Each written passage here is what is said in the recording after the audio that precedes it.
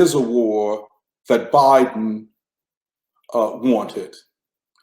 It is a war that they had been building up to or seeking to provoke for some months now, including the whole thing of the buildup of the Ukrainian military on the border of the Donbass, something like 60,000 troops.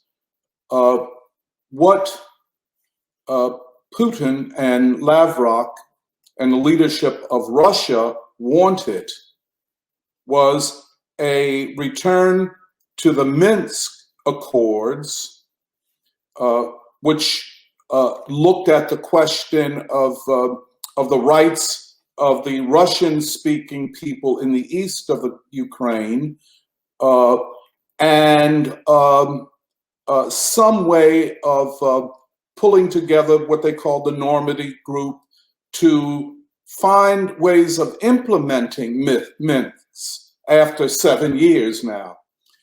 But in the context of this, since the United States and some of its Western allies, and certainly NATO, were pushing to, in fact, if not otherwise, bring Ukraine into NATO and to have it as a part of the military encirclement of Russia. That's that side of it. However, in the face of the Biden administration's precipitous decline in poll numbers and political support among the American voters, and it's somewhere down in the 30s now. I looked at one poll, Washington Post poll this morning, 38%. Other polls have shown it as low as 33%. But the disapproval numbers were up in the high 50s, going close to 60%. How to overcome that political situation? Here is Biden. He is supposed to be an instrument of progressive policy. He's going to be FDR and LBJ and all of that put together, and he is going to remake the social fabric of American capitalism. And he is pretty much unable to do much of it. The American people are now faced with 40-year high inflation. Inflation is, I think, the most consequential economic event politically that can happen. It's across the board. It affects everybody. It's not a black thing or white thing or Latino thing.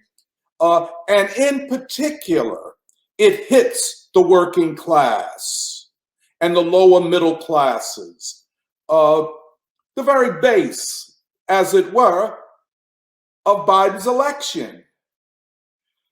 So how do you address this political crisis in the United States? And let me just say, Biden ran as and won as the candidate. If you were looking at this, and I'm just concerned that not enough people were looking at this. He was the candidate of the wealthiest people in this society and of the military, the intelligence forces, just that whole united front of the ruling class. And how do they hold on to power? The fact of the matter is, and I'll just, maybe I'm talking a little too long, but the fact of the matter is, they face a profound question.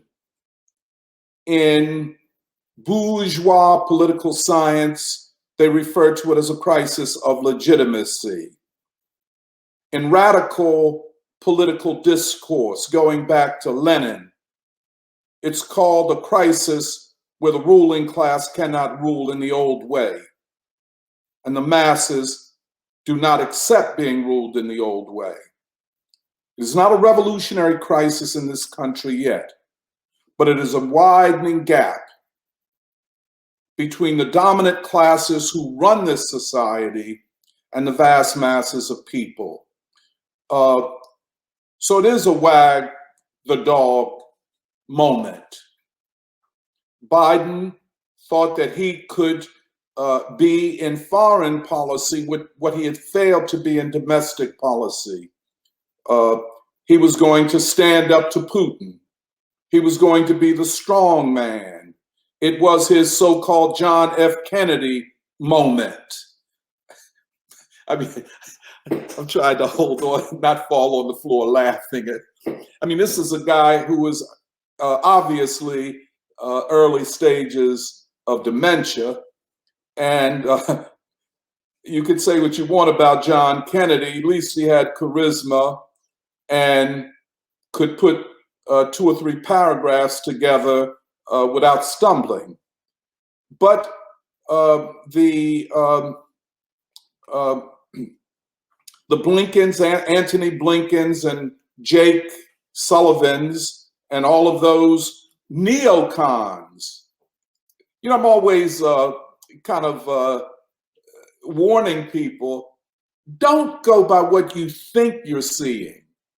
You know, just because Antony Blinken plays the guitar and likes classic rock doesn't mean that he's your friend.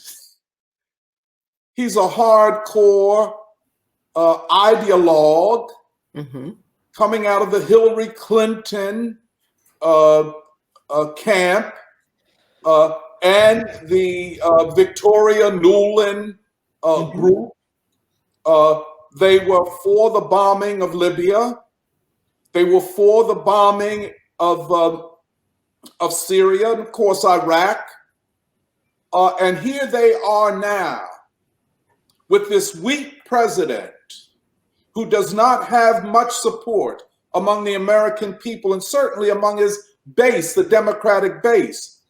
So what do? They think they can kill 2 birds with 1 stone. One, to push Russia back, to unite, quote, unite Europe against, quote, Russian aggression, to rebuild NATO as a force not only for Europe, but in the world. And here it comes to offset what has now become inevitable, the end of Pax Americana, the end of this moment in history where America saw itself as the single hegemon, the single superpower. They would rule through the military, through its ability to control the ideological mechanisms and information in the world, and through the dollar. And now they saw it coming to an end. They acted. But then there are unintended consequences. And the unintended consequences, if they can't pull it off, they only speed up the processes of a multipolar world.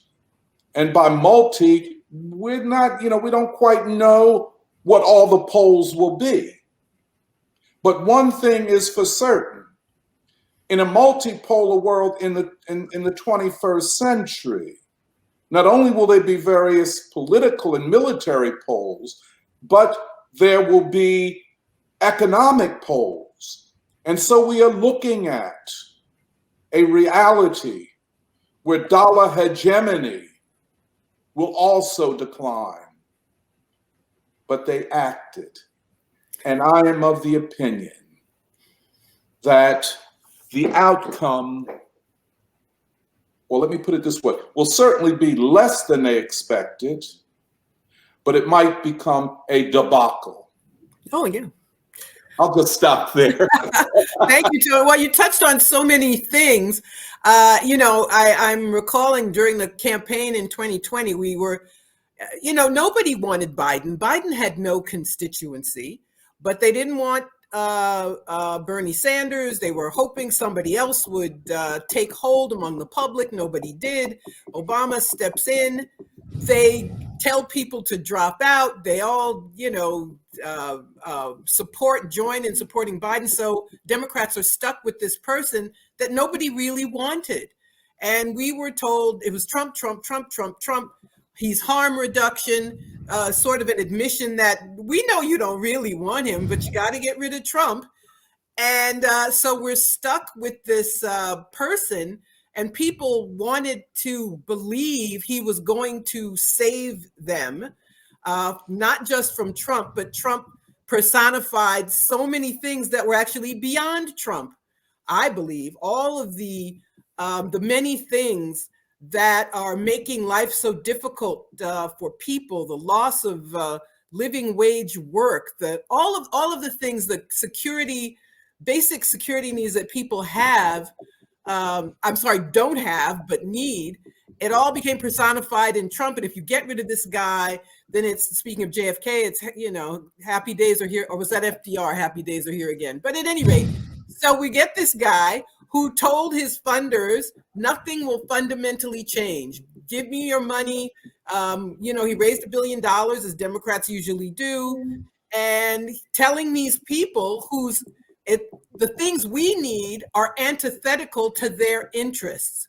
So we have this problem in our society where you get to be president because you get buy-in from people who are causing all the problems.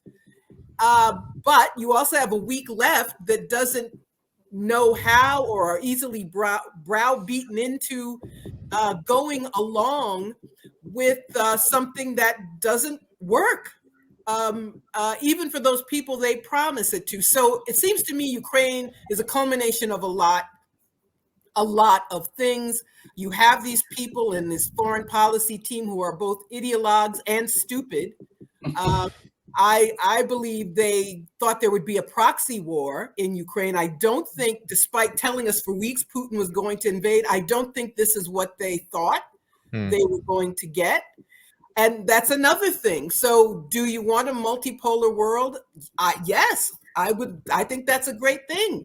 But we don't know what it's going to look like. We don't know how we'll get there. We don't know how we will be harmed. We're tied to the dollar. So what happens if the dollar is no longer the world reserve currency? Does that hurt people here in New York or in Philadelphia, where you are? So I realized I said a lot of different things.